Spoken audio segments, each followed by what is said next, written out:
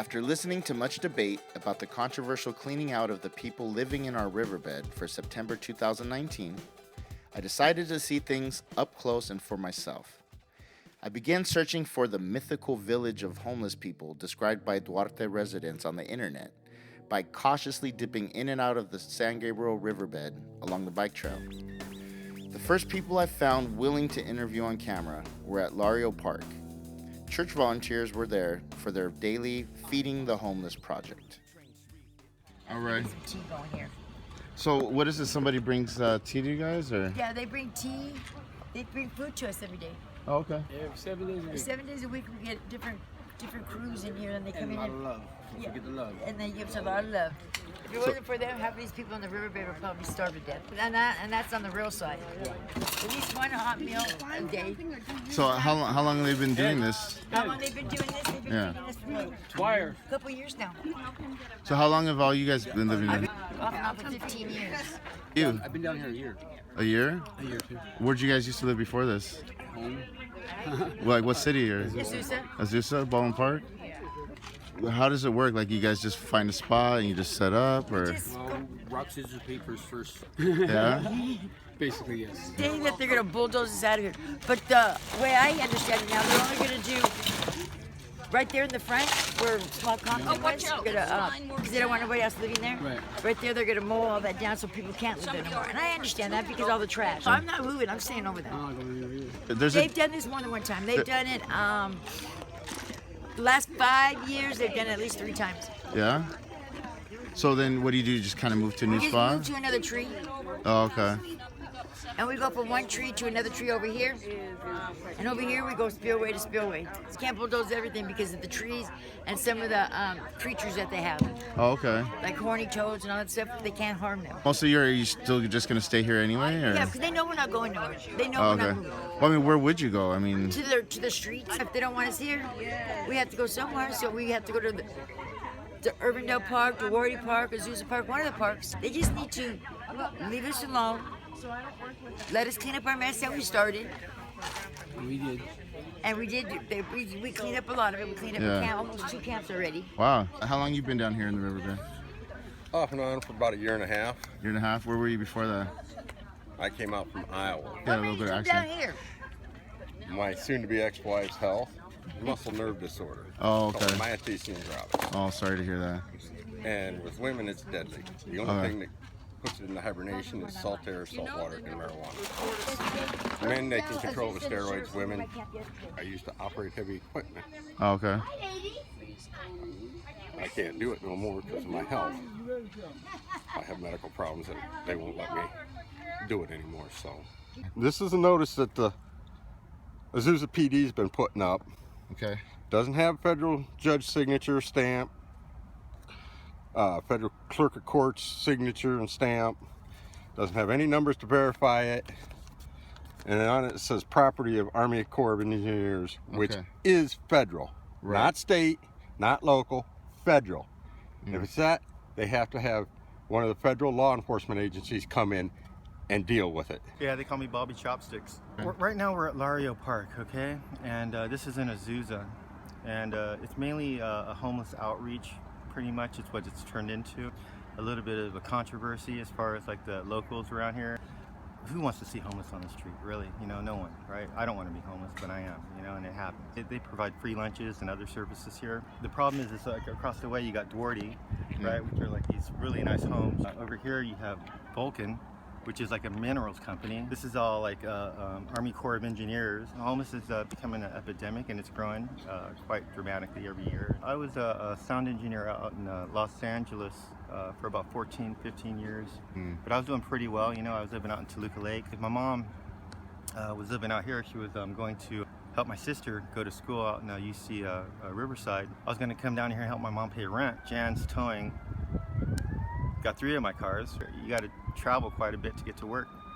And that made it very difficult, and you know, my finances were dwindling. They decided to move from there to Texas and end up throwing away all my personal belongings. So I'm stuck out here with nothing, without anyone, you know. So I'm left to my own devices, and you know, I'm here. This is it. And some people aren't approachable here. There should be a mental health people to come out here to help out people that need help.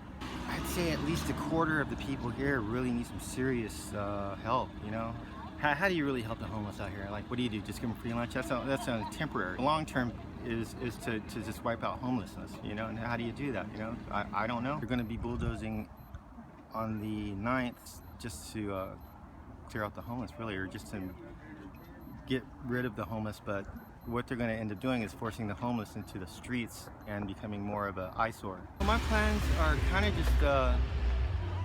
just start fresh, you know, just starting basic, you know, just maybe get a part-time job, maybe even do some work at home, maybe some import-export. Actually, today I went to see an apartment down the way, and it looks good. I got approved for my housing vouchers, like Section 8, but it's under the Housing Authority of the County of Los Angeles, right? HACOLA, I guess.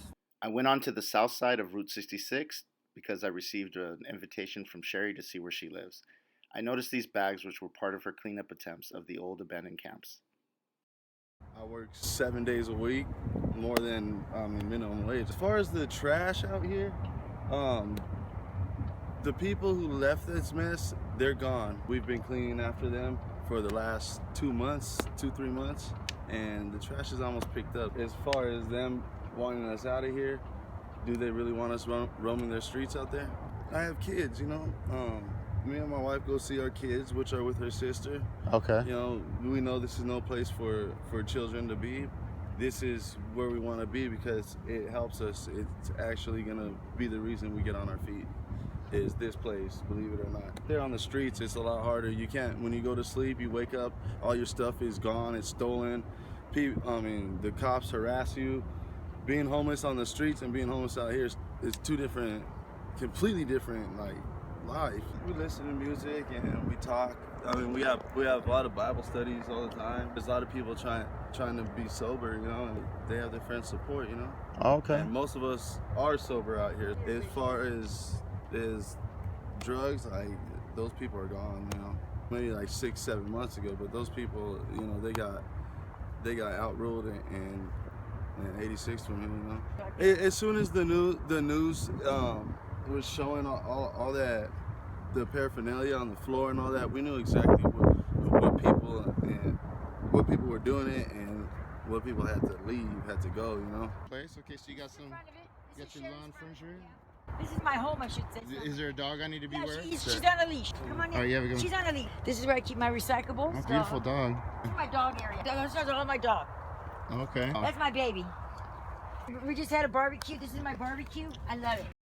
Because I just had a barbecue on Sunday for everybody that helped. And this is like all my decorations for Halloween and Christmas. Halloween and Christmas are the only 2 holidays I could decorate. And then I got more Halloween and decorations over there. So I got a lot of decorations. Is that a shower? That's over my little restroom. I go to my sister's to shower, or they have showers every Tuesday across the street. And then this is the going into my camp. This is my little kitchen area, my dishes, my stove. Okay. Usually this tarp is all the way over here, so to keep it shady with all the wind and all that. And you got some coolers here? So I can't be homeless because I lay my head in the same spot every night. Pretty big tent, huh? Yeah. You got your little nightstand and everything. All my little snacks. It's cool under this tarp right here. Yeah. Like I said, usually you tell where I cut it at though. See. You got your coat hangers and your mirror and everything. I like the camouflage ones. See, not all the camps are clean either though. They have a lot of bike parts and all that stuff, and it's just kind of thrown around. Over here is trash. They bulldozed this camp 4 years ago. Okay. And they left trash behind. So they bulldozed and they just kind of made a pile. They left the trash, and so there it is. So what was the purpose of that? I wonder. I don't know. When they do come in and clean, they just move. They take some stuff out. They I think they got close to probably I'll say $700-800 worth of stuff of mine. Okay. And it was like 500 of it was mostly like Christmas decorations and Halloween decorations. Some of the trails we made, some of the trails that they've already been through here. We used to live over there, and there's camps over there right now that they were supposed to come in and bulldoze, but they can't because they can only go so far down. So they said that they were going to clean them up, but they didn't. So all the trash and that are still in those camps that they told everybody to get out of. Like 3 or 4 camps, like if I follow this road down the road there, I can show you. They tell us we have to go, so everybody can't take all their stuff. Right. So they leave them like this, but see, they were supposed to come in and clean them, but they didn't. This is what their cleanup job looks like. Oh, so after they kick everyone out and bulldoze, this is what it looks like after? Yeah. And they're supposed to be cleaning it up, and they got big dumpsters. Oh, wow, there's quite a bit of trash. called Small Compton, and it was worse than this, and we got everything backed up in piles. They just have to pick it up now, and it's cleaner than this. There was a car right there, but we got the car out of there. The side closest to Duarte right here? Yeah. So you're saying this is the one that got everyone's attention? Yeah, this is because if you stand up, you come right over here, look. This was people's camp. I mean, all this stuff right here, we bagged up ourselves. Oh, We so, came out of here. so this is a pile of trash you collected? Yeah, right? that we collected all that, those bags right there. We Oh, collected. wow. See, if you stand like right here, right on the other side of the bushes, you can see Duarte. All this trash right here came from all this area right here. So what happened to these people? They moved out. Oh, okay. Because they told us they were giving us an eviction notice. They didn't have tents here. And it's so close to the bike trail too, and they were cutting down trees. They didn't have to. The trees were there to cover up their tents. But because we have rats climbing around in the trees at night, we didn't want to hear the rats over the top of their tent. Well, I'd rather have the rats over the top of my tent than being seen. Yeah, so they kind of blew it for everybody. Yeah. And all this trash came from this area, so you can see where the walkway is right here, you know? Yeah. 6 cars, all this. So you said there were about 10 or 15 people that were living in this specific area? Here, yeah. They had microwaves down here, and they didn't even have a generator. Oh, man. When you first moved here, there weren't even 100 people living There in the wasn't riverbed. There wasn't even 100 people. Yeah. You Oh, could it's see- just right Yeah, by you the... could see this area right here. for At the everything. time, there were so many blue tarps here. All you see was like blue tarps. So it kind of brought it to everyone's attention. Coming across right here was like a sight for sore eyes. Yeah. I mean, we're picking up all the trash out here now. Before, like, you see in between the bushes, Yeah. you can see all the trash that was there. You see the tarps that were there. But we're getting there. We're cleaning it up. That's the river right there. Yeah, that's what we're doing. So no one really lives in this area right Well, here. yeah, huh? there's people that live underneath the bridge. Oh, under the bridge. Oh, okay. But like, I don't see a bunch of You tents can't right because here. they're in the trees. That's how it's supposed to be. Oh. The garbage needs to go. Nobody should be afraid to walk down the bike trail or ride down the bike trail. No one should be getting bitten by dogs. No one should be getting mad dogged, harassed, anything like that. On the flip side, the people who are talking about the people of the riverbed, they're not one homogeneous tribe of identical people. There's so many different types of people down there. So those who think that every single person in the riverbed is just some lazy person who wants to panhandle, that only makes up maybe 20% of the people down there. There are a lot of United States military veterans who are from the pre-9/11 GI Bill. It doesn't have the same benefits as the GI Bill that was put into place after 9/11. There are a lot of people in that riverbed that need some serious mental health treatment. Then you do have some people that just ended up there because of some unexpected, unfortunate event in their life. And I've encountered a lot of people who are trying to get jobs, but they run into the obstacle of not having an address to use and also not having a way to charge their cell phone. To get welfare, you have to do a welfare to work program where if you miss one phone call, you're out. I think we need to help the people who are trying to get jobs, who are trying to get out of there. There are people going there every single day from various churches to give these people food. Maybe we need to bring a charger for cell phones or phone services or a way to print resumes. The bulldozing that has happened in the past, I visited those sites and it's not pretty, but there are huge piles of garbage that have been from the previous bulldozings of years ago.